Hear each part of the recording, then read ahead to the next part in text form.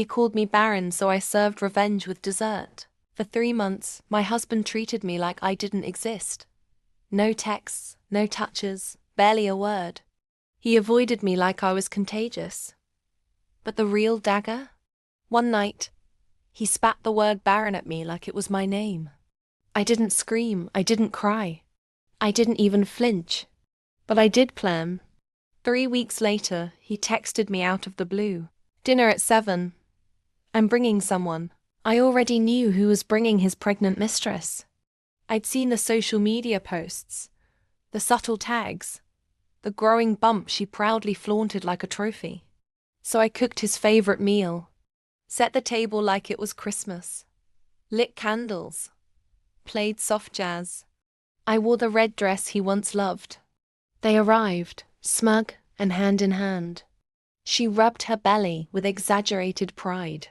He barely looked at me. 5 minutes into dinner, as he was boasting about how life takes unexpected turns, I slid a sealed envelope across the table. "What's this?" he asked, grinning. "Just something unexpected," I replied, sipping my wine.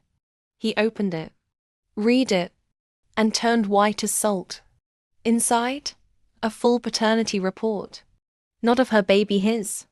Turns out, 3 years ago, I donated my eggs anonymously before we started trying to conceive. A friend in the lab tipped me off after seeing a familiar name on a request. My husband's mistress. She wanted a baby. He helped her get one. But the clinic didn't bother telling him who the donor was. Me, the baby he paraded around to mock me with. Biologically mine. And he signed away full parental rights. She looked horrified. He looked like he might pass out. "You wanted a baby," I said, cool and calm. "Well, congratulations. You're raising mine." Then I handed her a second envelope. A legal document terminating all visitation rights and offering full custody to me. The paperwork had already started rolling once the DNA match was confirmed. "I may be barren to you," I said, standing up, "but I'm still a mother. And this dinner?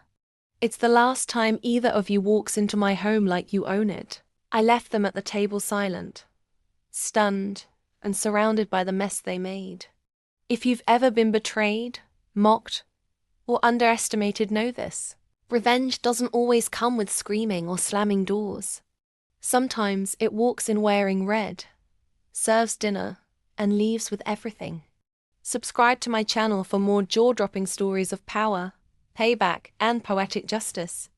Because sometimes the best revenge is DNA tested.